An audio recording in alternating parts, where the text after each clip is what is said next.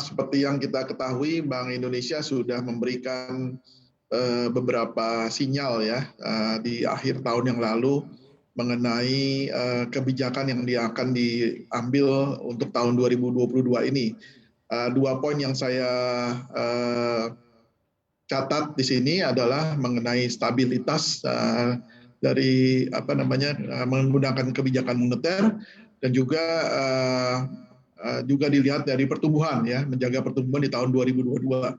Nah, khususnya untuk sistem pembayaran dengan menggunakan kebijakan makroekonomi, Bank Indonesia akan terus melakukan konsolidasi industri dan juga terus akan melakukan pengembangan infrastruktur sistem pembayaran.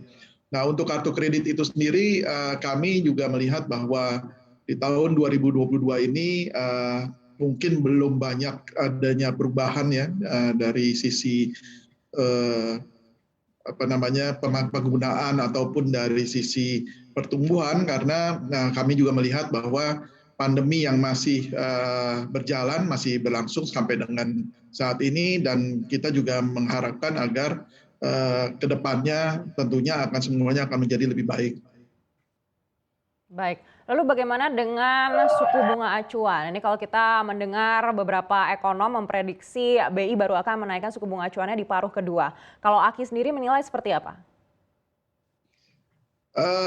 Kalau mengenai suku bunga, sebenarnya bidang kartu kredit ini sudah mengalami sudah duluan ya, kalau kita ingat pada saat kita mengalami pandemi di tahun 2020, mulai pandemi, Bank Indonesia menurunkan batas maksimum suku bunga kartu kredit ya sebesar 0,5 basis point. Terus kemudian juga di tahun 2021 Bank Indonesia juga menetapkan kebijakan maksimum suku bunga kartu kredit menjadi 1,75% per tahunnya.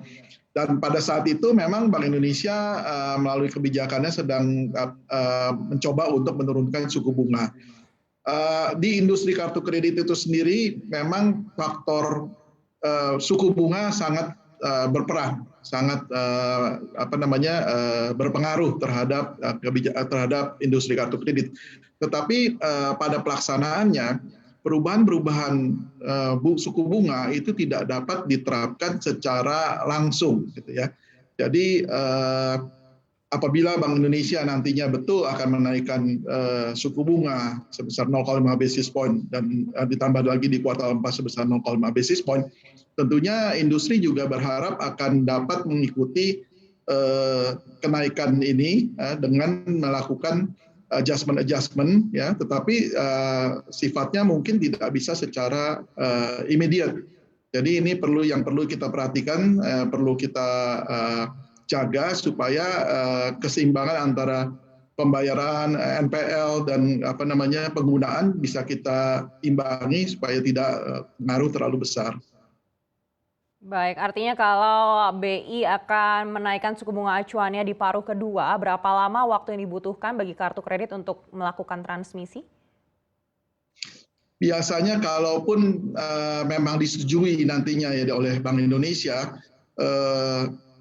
minimal kami juga mengharapkan waktu mungkin dari 3 sampai 6 bulan untuk melakukan transmisi ini, karena selain dari persiapan sistem, tapi kita juga perlu melakukan yang namanya pemberitahuan dan juga persiapan dari pemegang kartu dalam melakukan pembayaran.